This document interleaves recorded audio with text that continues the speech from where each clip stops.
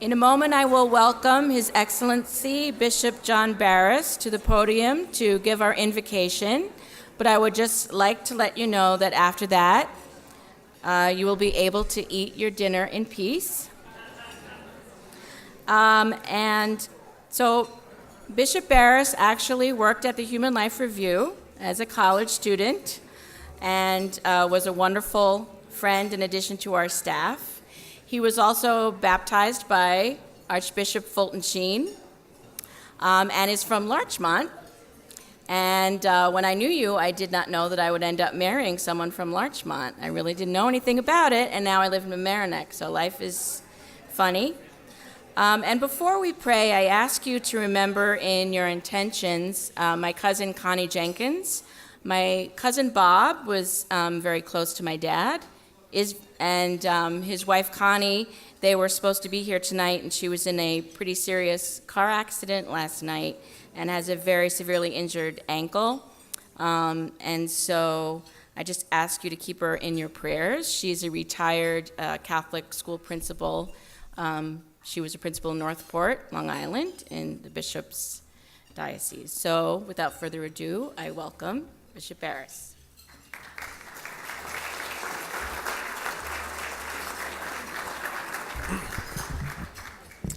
My dear friends, it is a great honor for me to have been asked by Maria to give the invocation at the 16th annual Great Defender of Life dinner. Years ago, when I was a college student in the summer of 1981, I worked at the Human Life Review and had the opportunity to learn from the Great Defender of Life himself, our beloved founder, James P. McFadden. And this evening, as we gather once again in the Union League Club, we honor two more great defenders of life, Edward Mechmann and David Quinn, who through their respective professions of law and journalism have striven to build up the culture of life in a world increasingly entranced by the culture of death. I also want to recognize this evening a very fine priest of the Diocese of Rockville Center, where I serve as bishop. Father John McCartney, would you please stand for a moment wherever you are?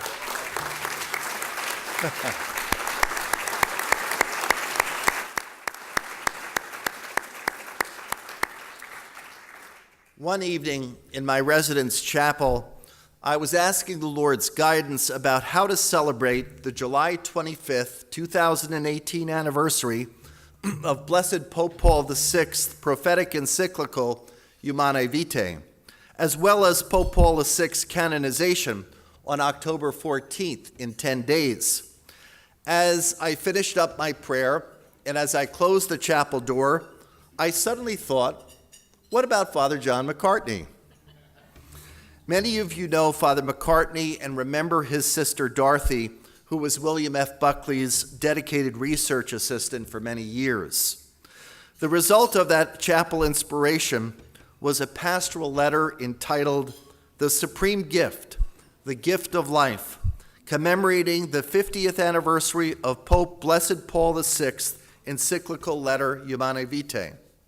The pastoral letter was issued in my name, written by our own Father John McCartney. In turn, I must thank all of you this evening, because it was the Human Life Review culture and mission that helped form Father John McCartney. Thanks to all of you, and in a special way this evening, thanks to Father John McCartney, an exceptional Catholic priest.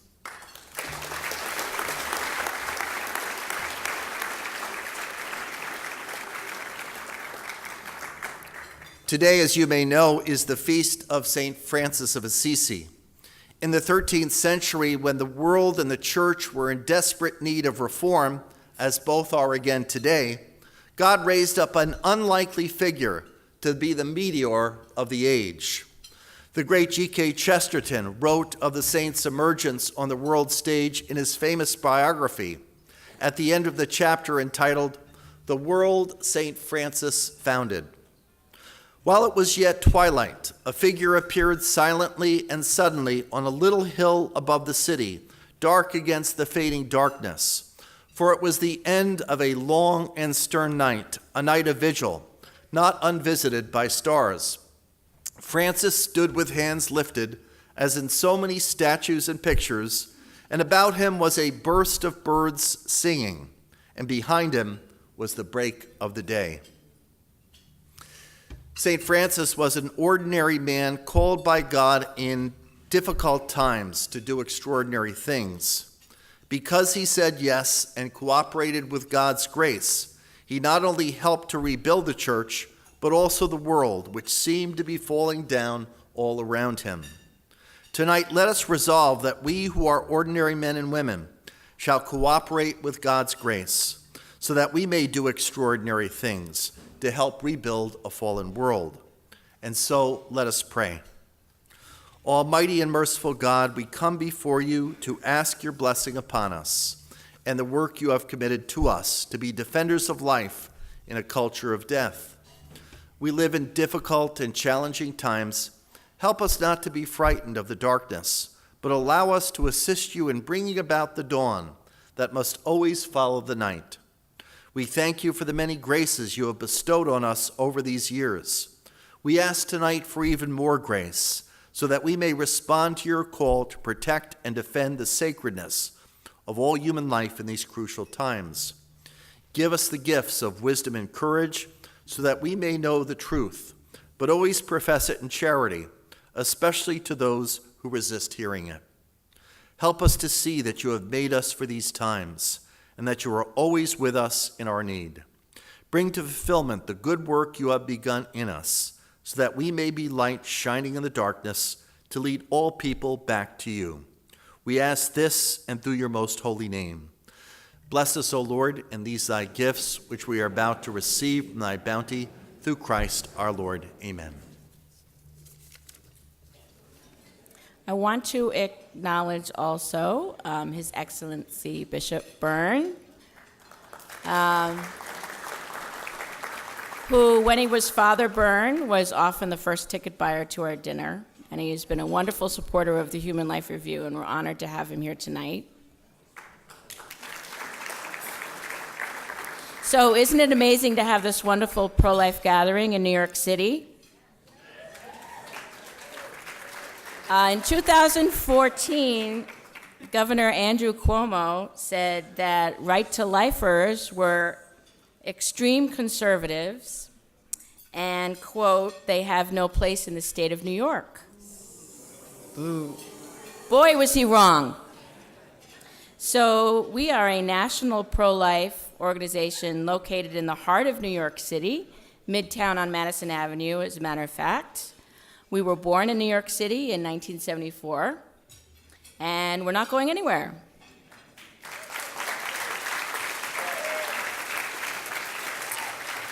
So we have survived many obstacles, including once not being denied a lease by a building owner because we were pro-life. But we have built a credible and lasting reputation with the Human Life Review, which is, as Helen Alvarez said, the place where the pro-life movement does its thinking. So I welcome all of you who are dear friends and subscribers, and also anyone here who is new tonight. I would also just like to point out the Hayes family, our dear friends who come every year as a family reunion, and they're very dear to us. And this year is a special, has more sentimentality for me as well, because it marks the 20th anniversary of the death of my father, James McFadden, who died on October 17th, 1998. When my dad created the review back in 1974, our first issue was 1975, he did so because he understood the value of bringing together the best minds possible, writing on the most crucial issues of the day. And as such, he created the Human Life Review. Since then, we have published thousands of articles from famous writers and unsung writers who deserve to be famous. Some of our famous writers were President Ronald Reagan in 1983, Congressman Henry Hyde, Malcolm Muggeridge, Claire Booth Luce, Harold O.J. Brown, who was a great evangelical and instrumental in starting the pro-life movement among evangelicals. Recently, we have published William McGurn, who's a past great defender of life, the late, great Nat Hentoff of the Village Voice. And we have many authors here tonight, many current authors here tonight, and I hope I don't leave anyone out. Jackie Nolan Haley is here somewhere. Susanna Black, Alexander DeSanctis, Catherine Glenn Foster of Americans United for Life, Stella Morabito Green, Ann Hendershot, George McKenna, David Mills, Catherine Lopez, Jack Fowler, Vincenzina Santoro, and Edward Short. We also have a great defender of life here with us tonight, Suzanne Metaxas.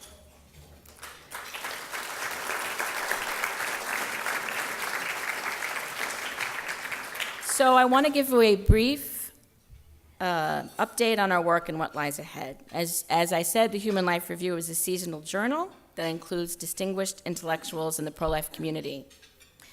Unlike many other publications, we still publish on paper. It's tough because it's very expensive, but we really like paper, and we mail hard copies to thousands of homes and organizations across America. At the same time, we have created a lively website. We have new blogs every week and news items, and we have made our entire archive available online, digitally. It's a wonderful resource for people who want to learn about the pro-life movement in the last over 40 years. We have a very small staff that actually makes all these wonderful things, including this dinner, happen. So I would like to acknowledge this wonderful staff, our managing editor, Ann Conlon,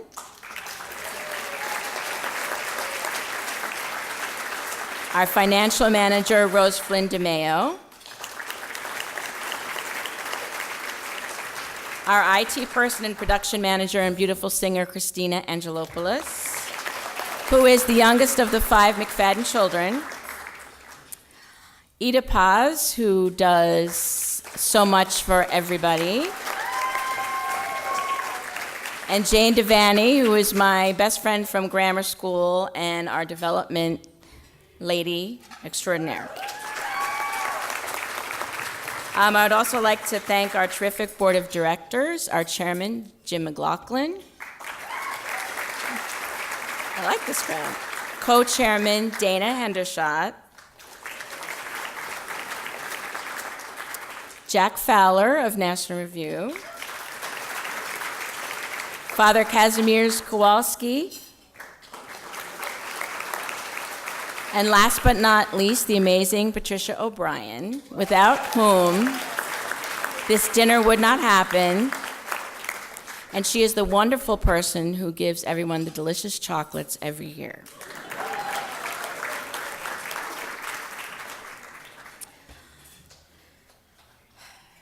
So the Human Life Foundation has a second mission, and that is to support pregnancy centers. When my dad started this in 1974, soon after Roe v. Wade, pregnancy centers were beginning to crop up around the country, and he wanted to do something practical to help women who wanted to save their babies, and so he started vetting groups across the country and raising money and offering them matching grants. So in the past, since then, we have given away over $1.5 million to pregnancy centers across the country.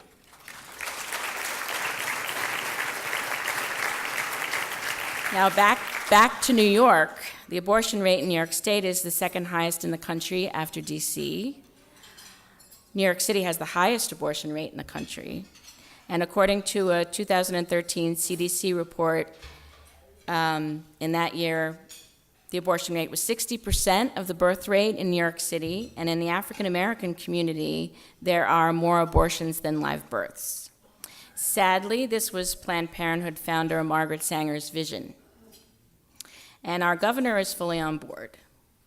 New York State has no major restrictions on abortions, as in other states, like waiting periods, parental notification, which is thanks to the efforts of Americans United for Life.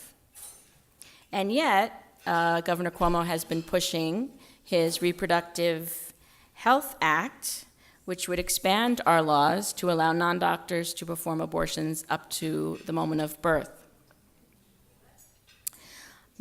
Several people in this room have been fighting and keeping that at bay, including Kathleen Gallagher of the New York State Catholic Conference,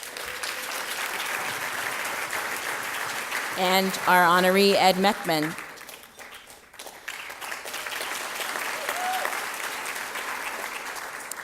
We can all agree that events in Washington, D.C. in the last couple of weeks have been extremely disheartening and depressing, but I think it's obvious that abortion activists are desperate because pro-lifers have actually been effective. In 2014, in America, the abortion rate was the lowest since Roe v. Wade. And Planned Parenthood will say it's because more people are using contraception, but actually it's not true. It has to do with state laws and pregnancy centers. The Knights of Columbus, well, and especially the advent of ultrasounds, which the pregnancy centers more and more use.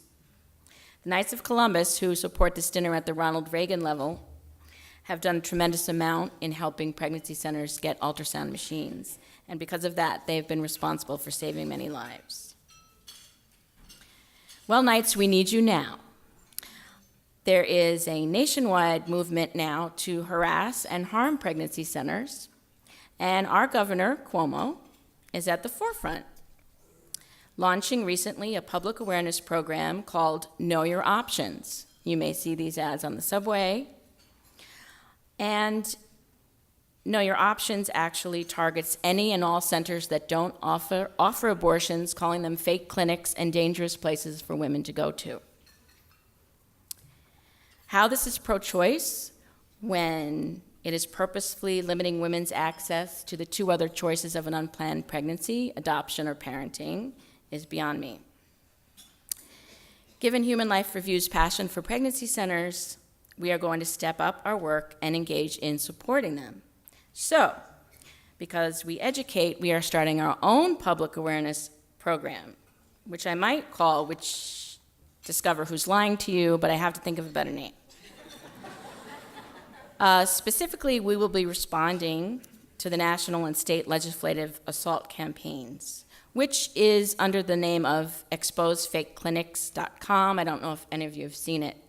Unfortunately, again, New York, we have they call themselves a coven of women called Lady Parts Justice League, but they are joined by many, many abortion activist organizations, and they have,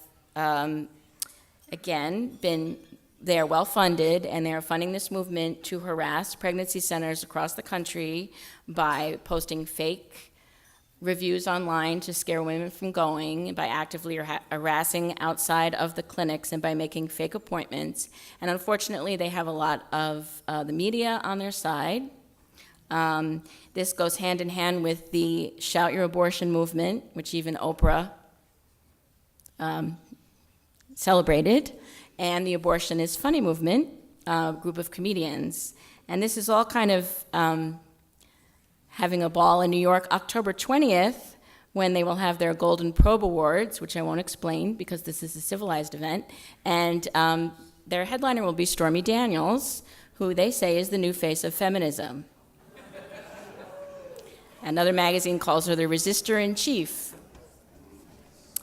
I don't want my daughters thinking Stormy Daniels is the new face of feminism.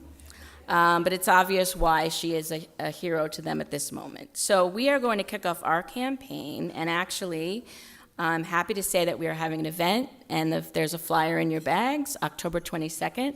We are having a luncheon with Catherine Lopez of National Review, who is here tonight, and Chuck Donovan of the Charlotte Lozier Institute, who is also the author of a terrific book on Planned Parenthood called Blessed Are the Barren. And we will just be We want to educate people about what's going on and also about what's happening in New York. And we hope that this will start some awareness, because I don't think that across America people really see, even people who perhaps are pro-choice, I don't think that I can't believe they wouldn't be disgusted by the abortion is hilarious kind of thing that's going around on social media. And unfortunately affecting our young millennials. So, all this is to say that we have a lot in our hands and a lot more to do. Again, we're very grateful for you being here tonight. You all have goodie bags. There is a book in the goodie bag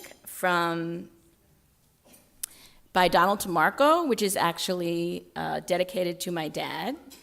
And it's a book of vignettes of many pro-life heroes. It's a wonderful book, and actually one of the people profiled is Joan Andrews Bell, who we were hoping would be here tonight, but Chris Bell is here, who runs Good Counsel Homes.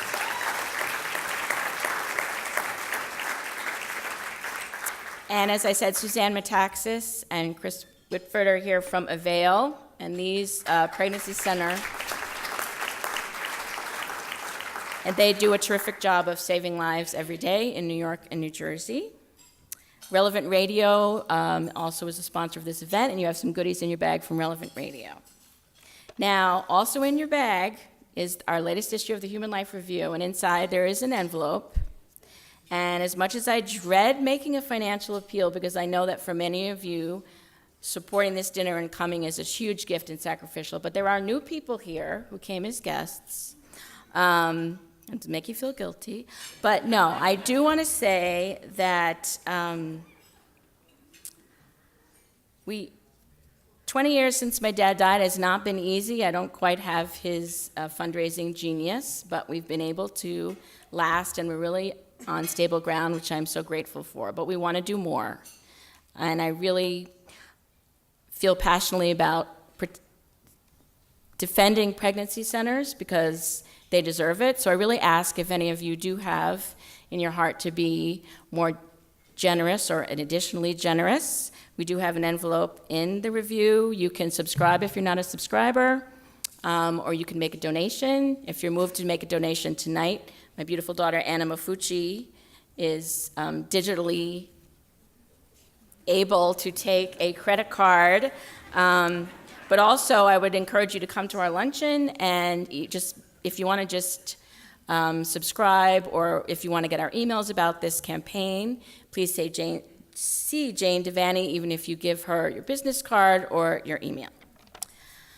So, and now, immediately after the Roe v. Wade decision, before Dad founded the Human Life Foundation, he founded a lobbying organization called the Ad Hoc Committee in Defense of Life in Washington, D.C., and Jack Fowler was once, I think he was the Washington bureau chief, as was my late brother, Robert McFadden, who died in 1985 of cancer.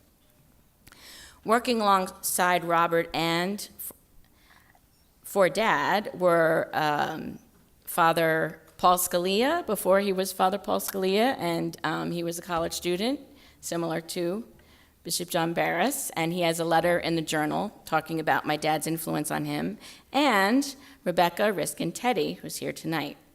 She is a graduate of the University of Dallas, a Catholic writer, mother of 4, who is now the operations director of the Chioka, I hope I said it right, Center for Principled Entrepreneurship at the Catholic University of America's Bush School of Business. I welcome Rebecca to say a few words about the late, great J.P. McFadden.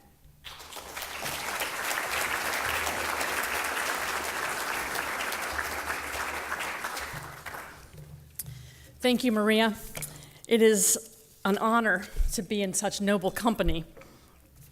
Maria invited me to address you this evening for 2 reasons. The first is that, as she put it, I am one of the last few outside the family who remembers the voice of Jim McFadden before he lost it. And the other is that Father Paul Scalia had a previous engagement. I choose not to think too hard about which of these factors is more responsible for my invitation. And in the spirit of J.P. McFadden, who never minded being second fiddle, I'm going to see what I can make of this opportunity. A word about how I came to know him, and then some stories so that you can get to know him too. In the summer of 1989, I finished 2 years of missionary work straight out of college, and Jim gave me my first real job. It was, as Maria just mentioned, at the Ad Hoc Committee in Defense of Life in Washington, D.C., and that was the activist arm of Jim's pro-life activities. It was the seat of his punchily written life letter and the place where, from our office in the National Press Building, our little team cooked up as much pro-life trouble as we could. We did not have the budget of some of the other groups, but in terms of research and playing angles, we punched above our weight.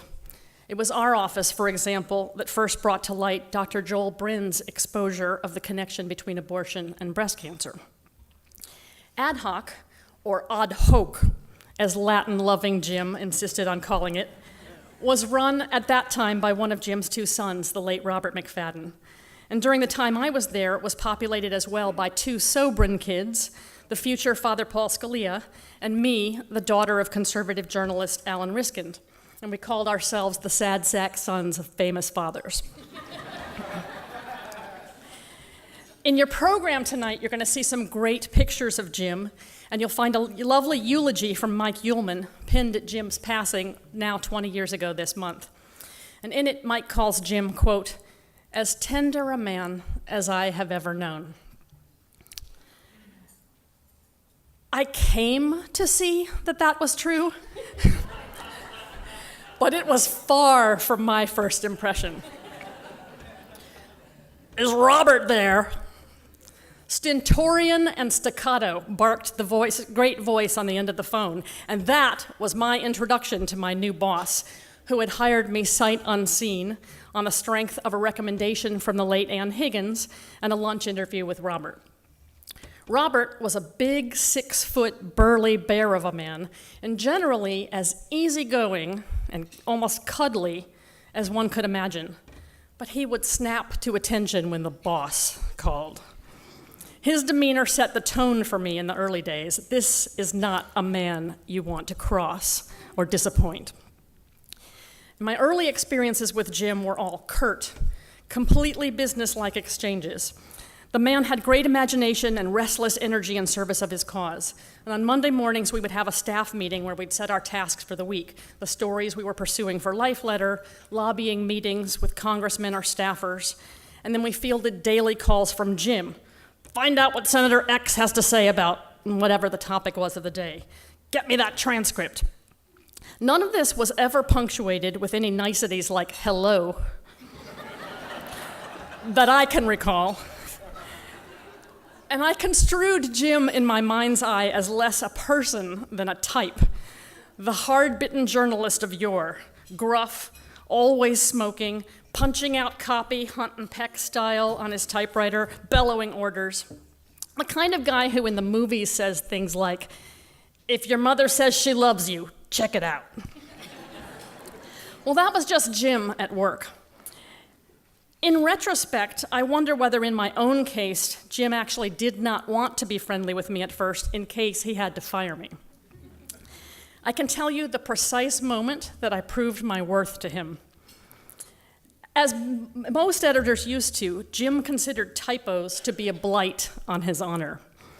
He was livid when they appeared and constantly rechecked to be sure his text was error-free. Before any newsletter or any copy of the review went to print, everything stopped while each of us in both offices proofread our faxed copies and called in our edits. One day they faxed down a sheet of new letterhead to be proofed. It had already been through several keen eyes in the New York office, but somehow only I caught the fact that we were about to list our legal counsel as a council. And with that, I was made. Suddenly, there was warmth in his calls. And from then on, he took me under his wing, gave me opportunities to write for Life Letter and for the Human Life Review, and he tried to pass on to me his craft. I remember in particular a lesson on kerning in headlines. I don't know if we even have that anymore. He had Ray in the New York office typeset each of the possible headlines I suggested for a Life Letter story I had written, and then faxed me the results and tutored me over the phone about which one worked and why. And this was one of the loveliest things about Jim. He genuinely wanted others to flourish and shine. One would not call him self-effacing, But his was not the sort of ego that is threatened by other people's success. And I think rather that he saw his glory as lying in being the one who discovered or was the man behind the scenes of many people's careers. Father Scalia recalls that when he sent Jim pieces from seminary, there would always be 3 to 4 rounds of edits, and Jim once told him, "You can never edit too much." Father Paul is not sure that he agrees with that sentiment. But it does show Jim's zeal for getting it right. And I think it also shows Jim's patience with many young writers that he mentored. The more remarkable because, as I suggested, he was not a naturally patient man. He had one other fault of which I am aware, and that was his weakness for the worst puns imaginable. Mary McFadden, Robert's wife, reports that McFadden family gatherings nearly always devolved eventually into a pun fest.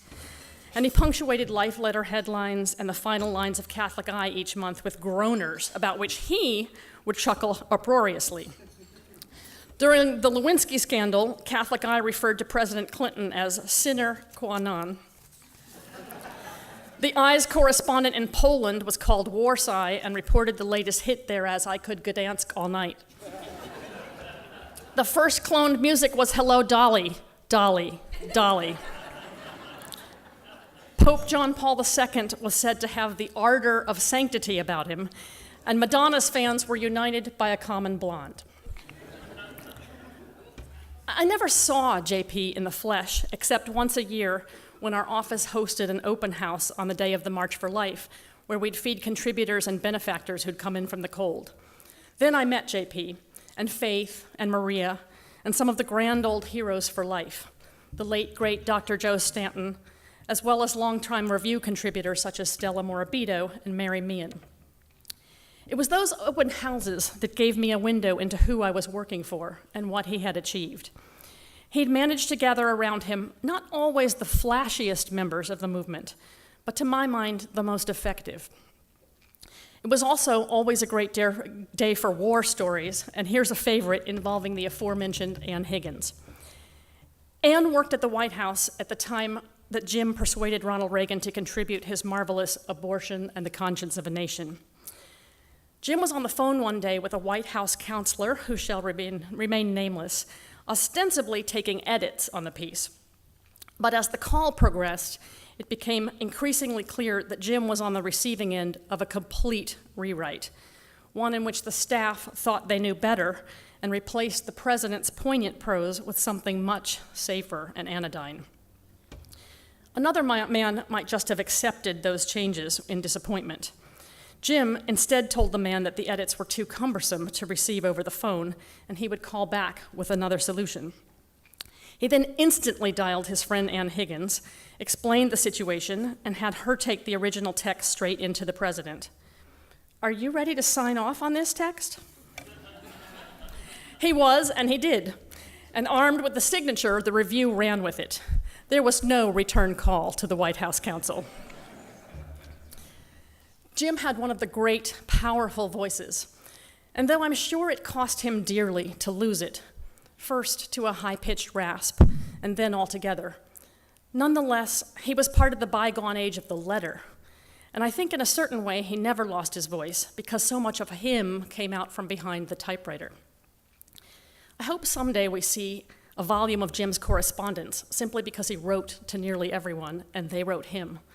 Such a volume would make for a nearly complete history of the defense of life since 1974, as well as a who's who. If the review is filled with young talent Jim nurtured, it's equally filled with eminences of the age who wound up there simply because he was determined enough to ask. Even the rejection letters are awesome. They're from the likes of Alexander Solzhenitsyn and Pope John Paul II.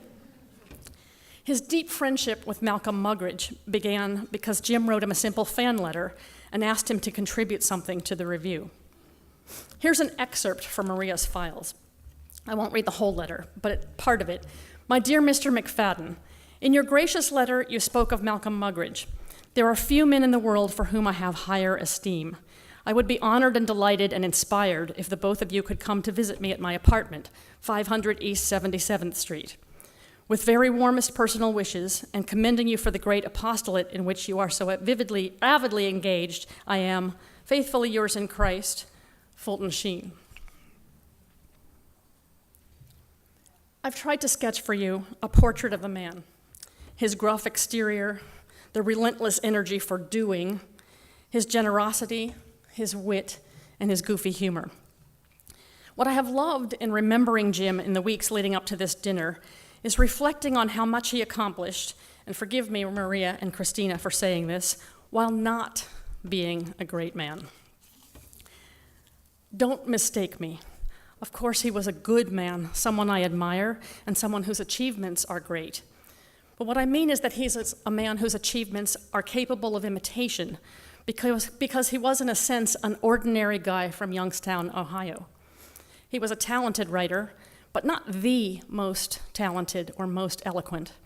And rather than lamenting that, he accepted it and got to work enlisting the most eloquent writers, all of them enlisted in his cause. He was a simple man, ultimately, a man of simple pieties. He loved his Lord.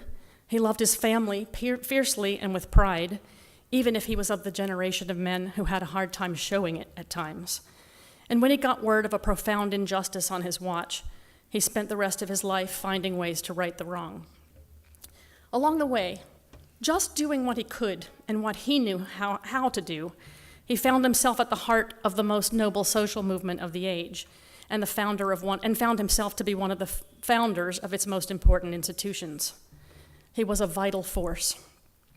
And here we are this evening, each of us in some sense his legacy, and we have reason to hope that we're at last on the cusp of the victory that he never ceased to believe would come. Thank you for your kind attention.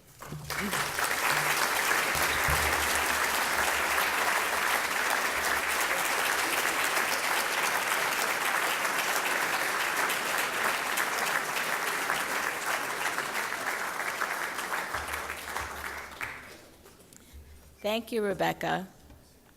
I couldn't have asked for anything more wonderful than that. And I did not know that story about President Reagan. So there you go. I knew others, I did not know that one. Okay. So now I would like to tell you a little bit about our honorees tonight.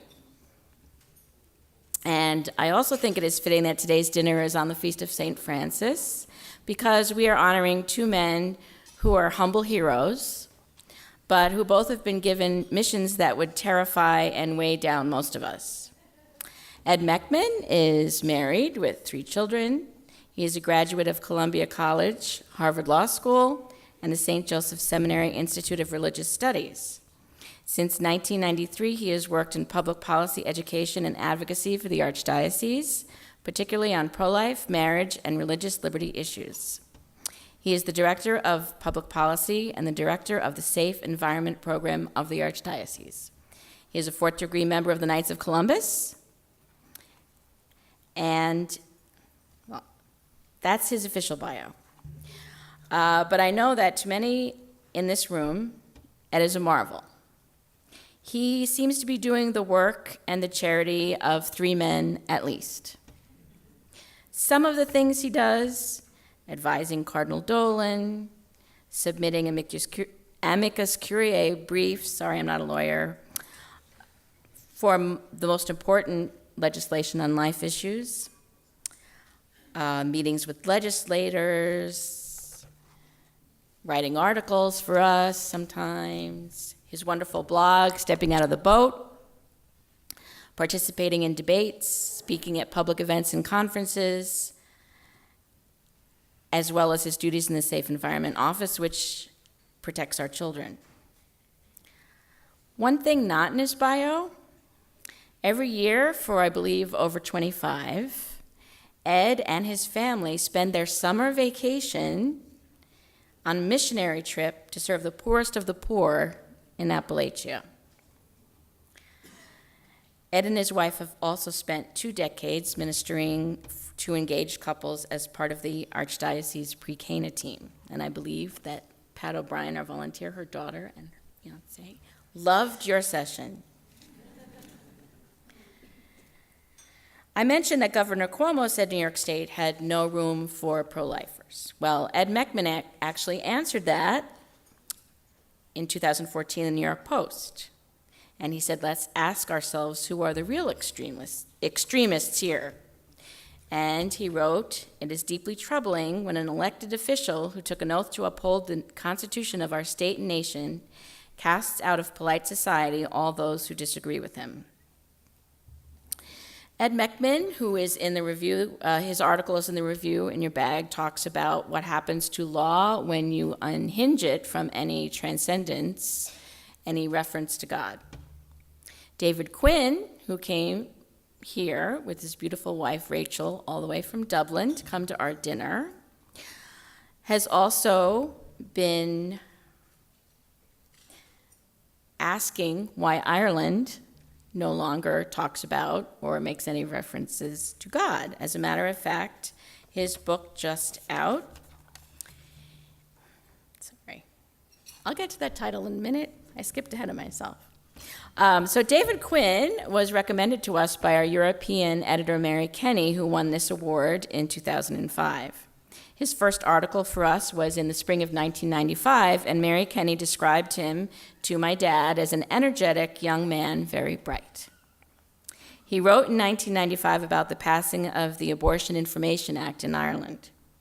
And he said, quote, our legislators have voted into law a bill which will in time pave the way for legalized abortion on demand on this island. Sadly, he was right. Since that article, he has written for us for over 2 decades, describing the scene and the struggles in Ireland. And unfortunately, it's sort of tragically resulted in this past May's referendum, where, as you know, the Irish decided to throw out the 8th Amendment, which was the amendment created in 1983, to protect the unborn. So ironically, the only country to pass an amendment to protect the unborn then became the country that threw it out. David Quinn studied business in college, worked in business in Australia, where he met Rachel, and moved back to Ireland in 1993. But he says in a radio interview that he must have had ink in his veins because his father and his grandfathers were in the newspaper business, and David started writing a column for the Sunday Business Post in Ireland. Then he said he started noticing that no one was writing anything positive about the Catholic Church, or actually writing about the Catholic Church, so he felt called to write about the Catholic Church. And in the past over 20 years, he has become one of the most visible voices in print, on television, and on radio to defend the faith, to talk about the values that we hold dear, and most of all, to protect the unborn. David worked tirelessly to save the 8th Amendment in Ireland, but when the vote was lost, and by a wider margin than anyone expected, he didn't give himself even a day to get knocked down, but wrote pretty much the next day an article in the Sunday Times, and he said that whatever else happens, the pro-life movement must keep going. This is no time to fold up our tents and go home. And he sure has kept going. I am so honored to have both Ed Mechmann and David Quinn here tonight. I would like to invite our chairman of the board, Jim McLaughlin, to come up and help me present their awards. And then we will hear first from Ed and then from David.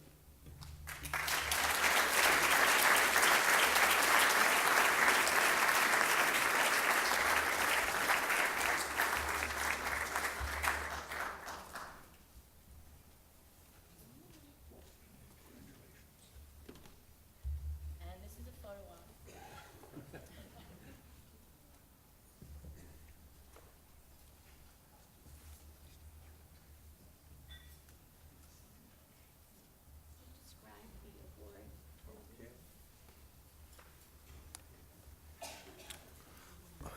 The award is the 16th Annual Great Defender of Life Award from the Human Life Foundation. We're very pleased and honored to present this award first to Edward Mechmann. Congratulations.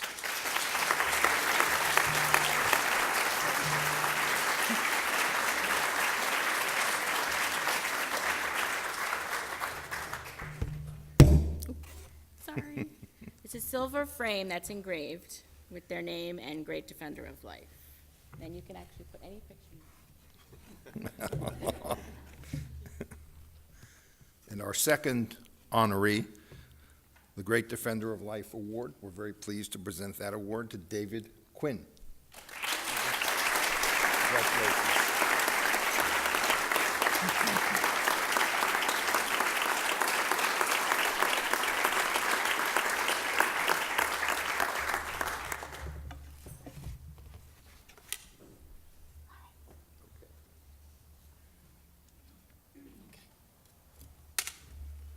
Just hand this to my wife for a second. Everything goes that way, especially the paycheck.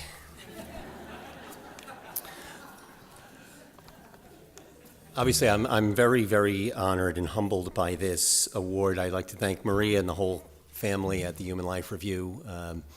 When Maria emailed me and told me that I had been selected, I was so stunned that I didn't respond for about 3 days, because I didn't know what to say. So eventually Maria emailed me and said, "Did you get my last email?" So then I realized I had to say yes.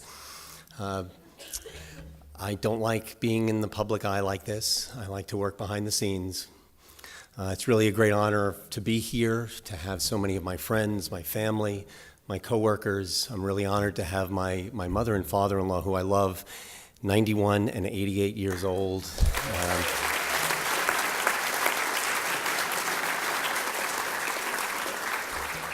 And just so happy to see Bishop Barris and Bishop Byrne, two of our great bishops, our priests here.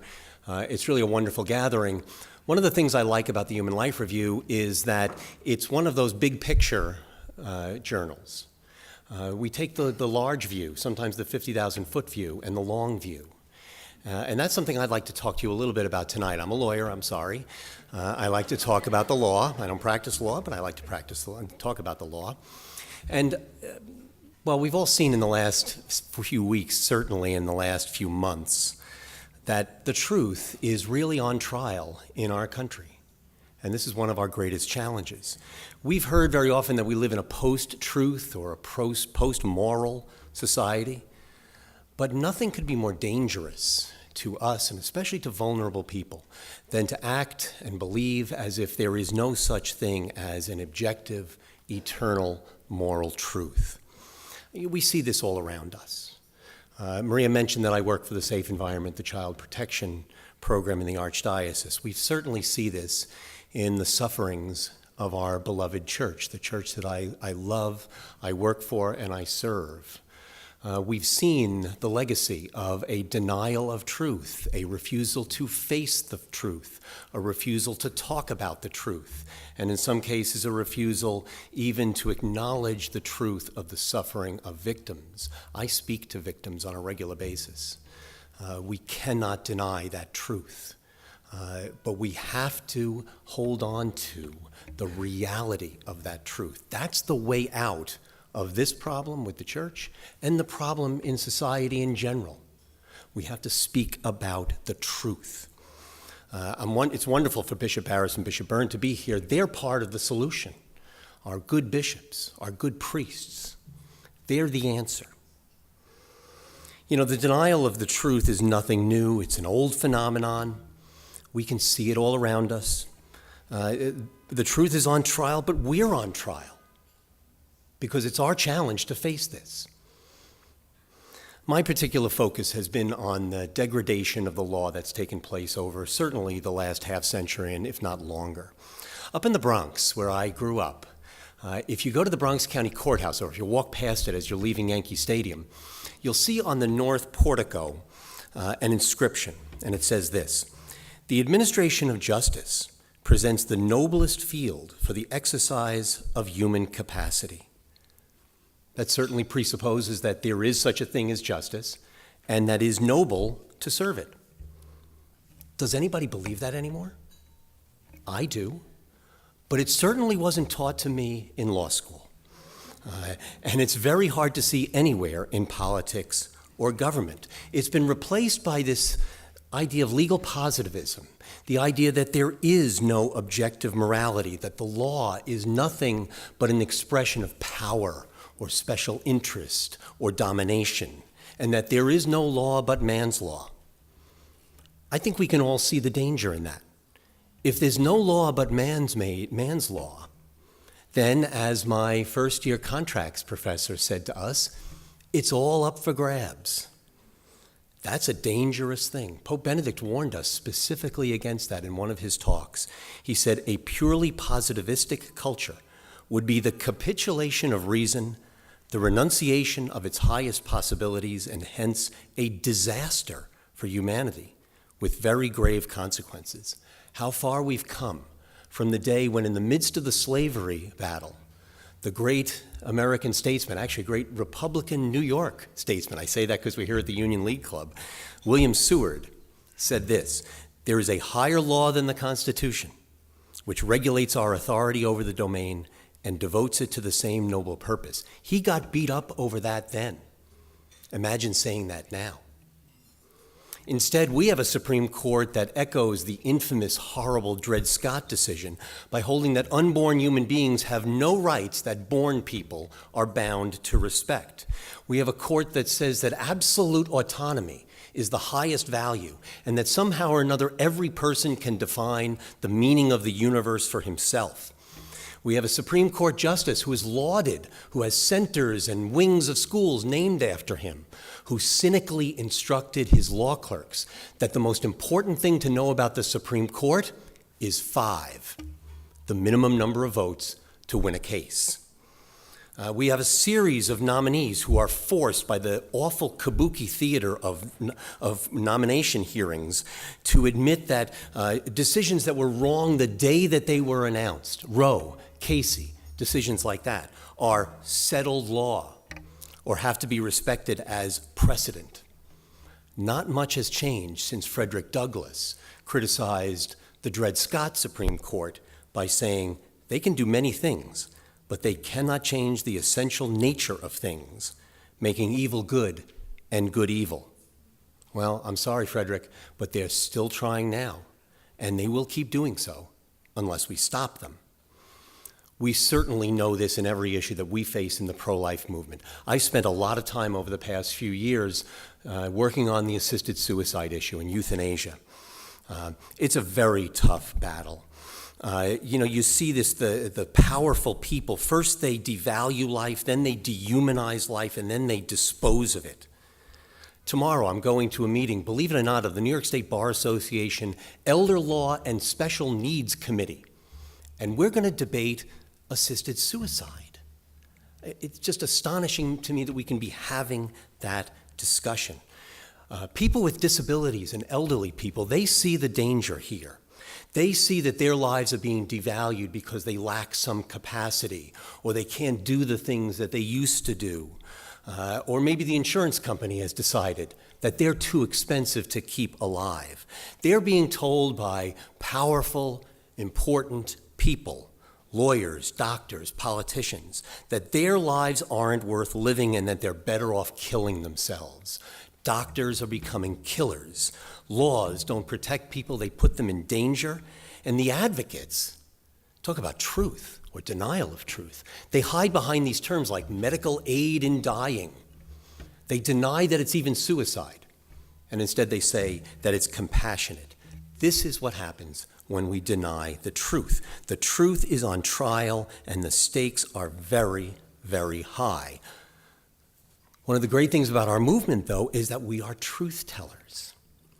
And one of the fundamental truths that we speak about is that there is a law that governs us still, all of us, the natural law. It's a universal, objective moral order that God wrote into every single human heart, wrote into our very human nature.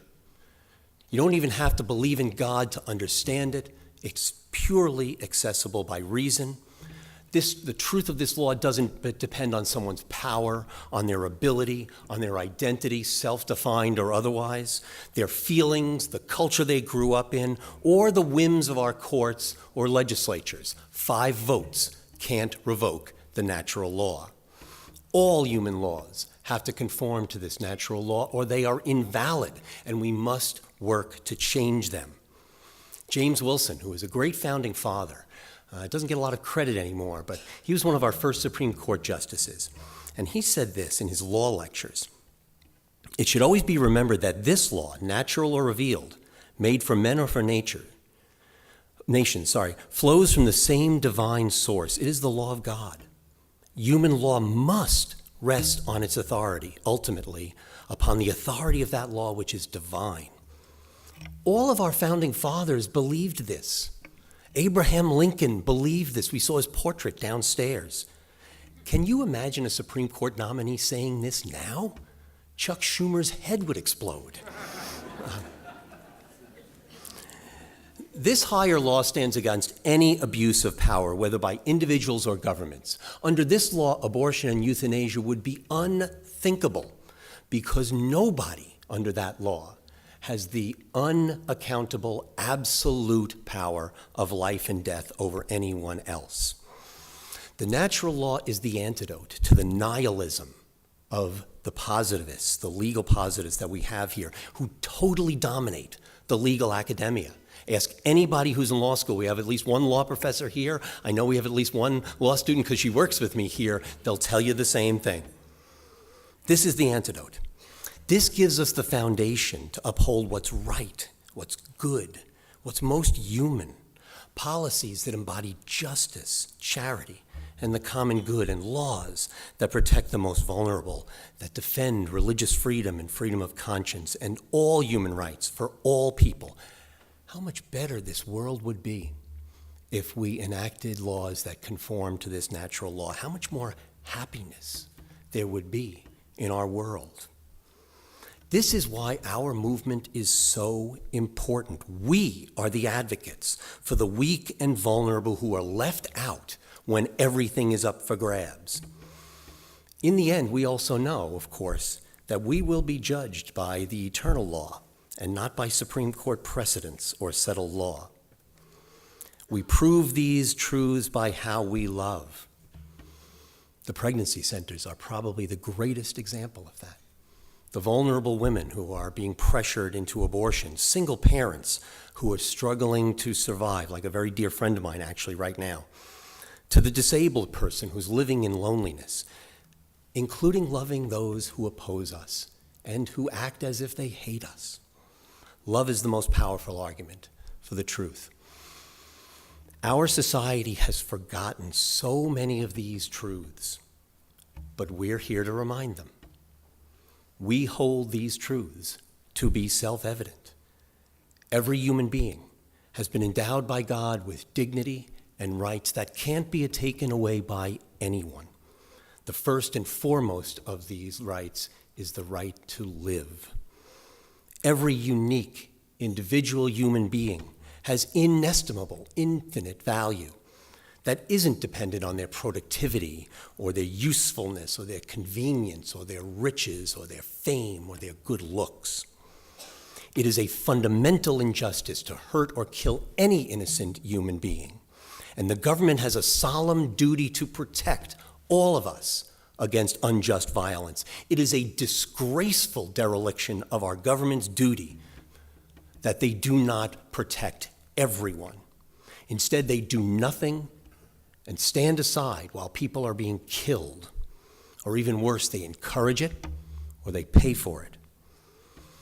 We are all part of one human family. What hurts any one of us hurts all of us. Either everybody's life matters or nobody's life matters.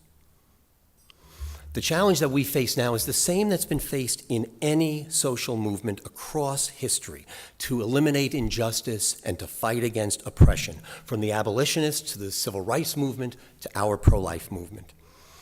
Abraham Lincoln, in his last debate with Stephen Douglas over the state of slavery, said this. He actually closed with this: "The real issue is the eternal struggle between these two principles, right and wrong, throughout the world. They are the two principles that have stood face to face from the beginning of time and will ever continue to struggle." This is our struggle. This is our time, right? This is our challenge, to defend every human life, to make sure that nobody is left behind. We do this not because it benefits any of us, obviously. We do it because we have an unshakable confidence in the truth. We're not discouraged by the powerful forces that fight against us and that try to shut us up. We will speak the truth with love. We will uphold the law that God has given to us and has written into every one of our hearts. We will lift up the weak and the vulnerable when no one else will. We will dare to do our duty to them and to everyone, and we know, every one of us is here because we know that by the grace of God, with our hard work, our cause, this glorious cause, will triumph in the end. Thank you very much.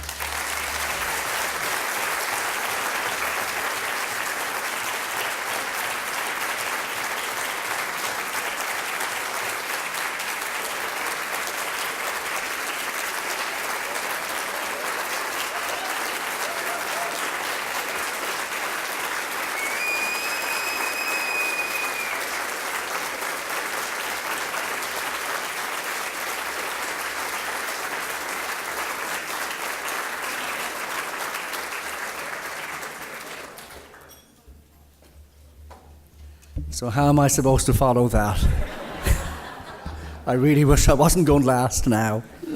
So look, thanks Maria for this fantastic honour, and thank you to all the team at Human Life Foundation as well for what really is a fantastic honour. I mean, I began writing for newspapers in 1994, and I was wondering when I began writing for Human Life Review, so you say March of 1995. So that was only about a year after I began writing, and I'd only seen Human Life Review maybe a couple of years before that, because of course this is before the internet. And so when you're in Ireland, you don't get too many opportunities to have come across Human Life Review, except that I remember walking into the main pro-life office in Ireland at that time, and I saw a copy of it, and I said, this is a fantastic magazine, a fantastic journal, and I didn't dream only a few months later I'd be writing for it. And now, 23 years later, I couldn't even have dreamt of receiving this award. When Maria contacted me to say I was going to receive this award, it was before the referendum. And I'm thinking, great defender of life, I hope I can come here post-victory. And of course, that's simply not the case at all. And I'm sure Maria was hoping I'd be here post-victory as well. And not to be.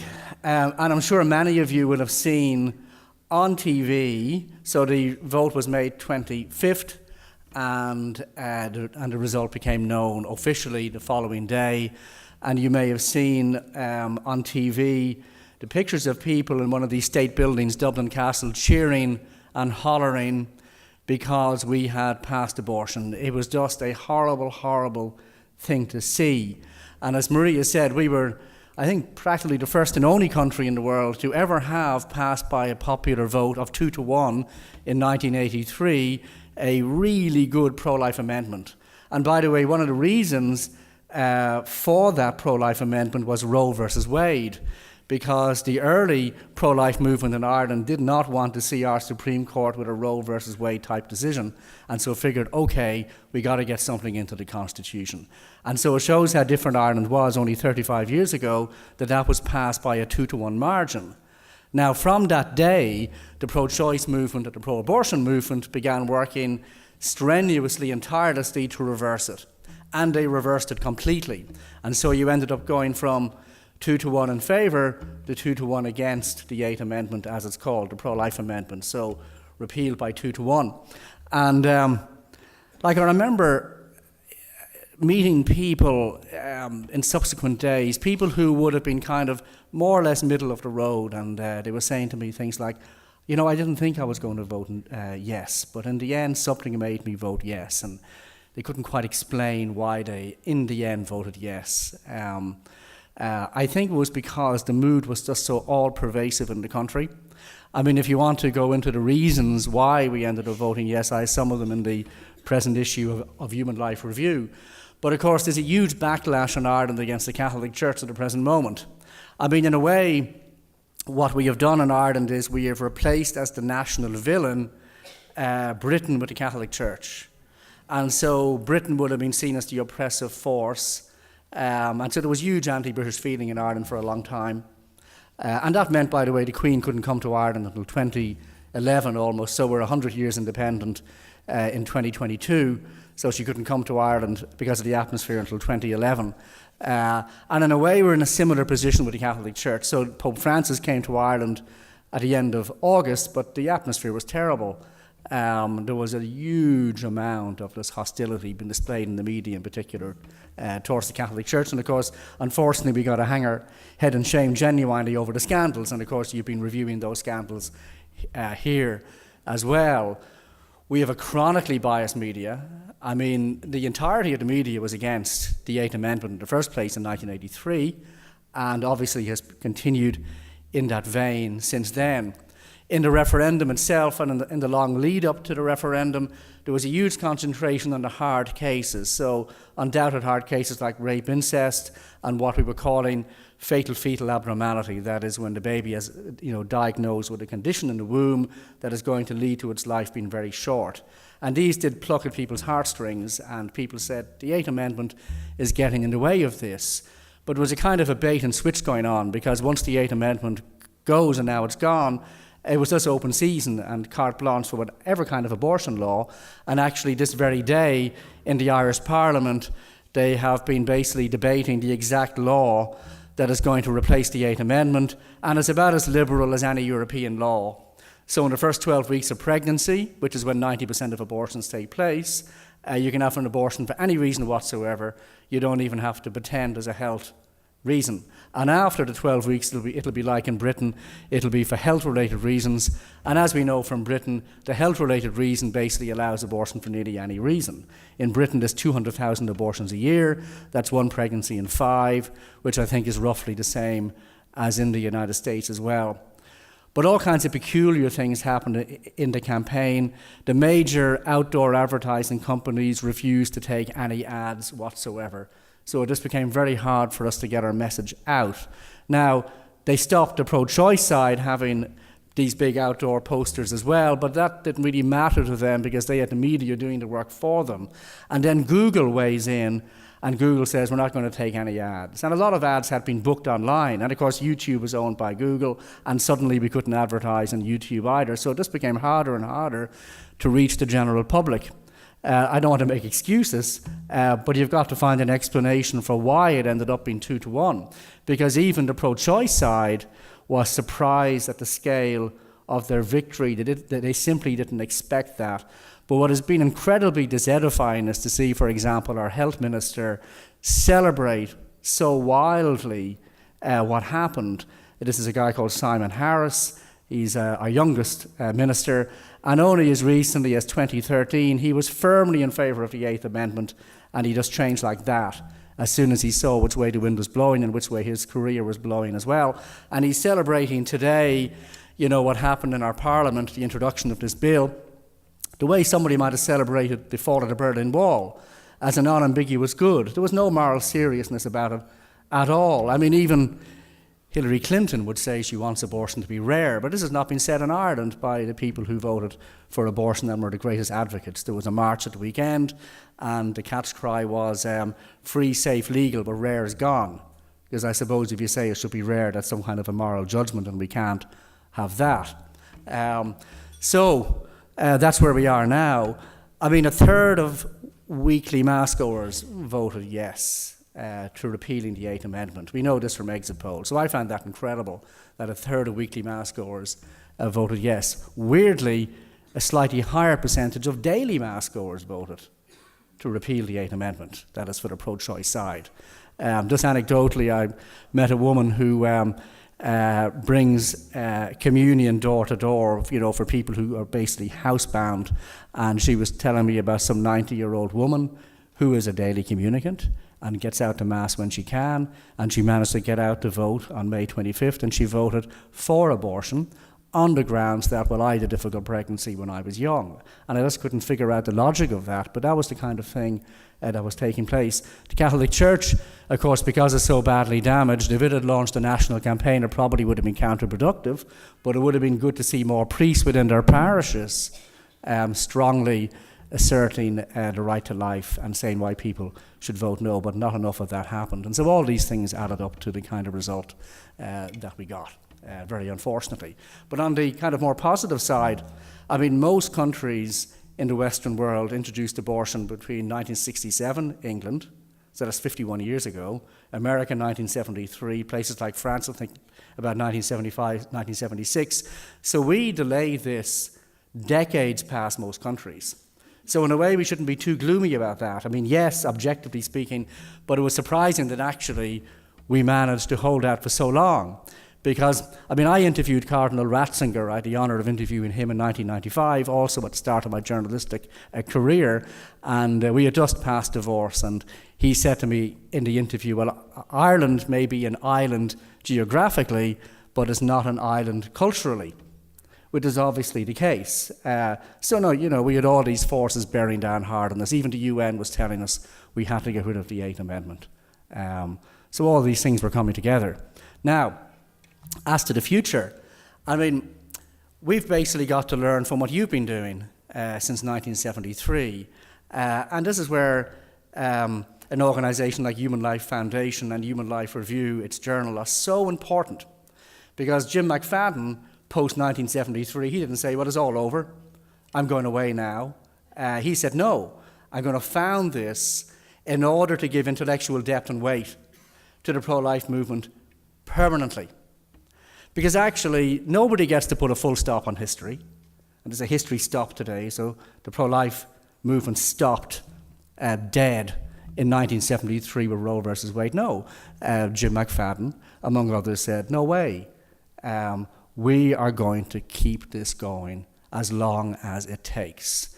So here we are 45 years later in the United States, and here we have this gathering here, this dinner tonight, and your support obviously is extremely important for the Human Life Foundation and Human Life Review and the pro-life movement across this country, and not just across this country, but in countries like Ireland as well. Because honestly, if we weren't able to see that there's still a flourishing pro-life movement in a country like the United States, that all the lights had gone out in the pro-life movement, like basically in a country like Sweden, then we'd be wondering, is it all over? But we look across the Atlantic and we see it's not all over. And this gathering tonight, for example, proves it's not all over.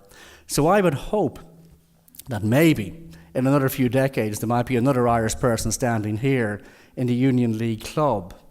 And what will have happened is a pro-life culture will have been restored to Ireland, and they will be receiving the award from a successor to Maria in a country that has itself restored a pro-life culture and a pro-life law. So this is decades long, and we have got to take that as our view. And in the end, we will succeed. And in both your country and mine, we will restore a pro-life culture, because a pro-life culture is what is conducive with moral and human flourishing. So thank you.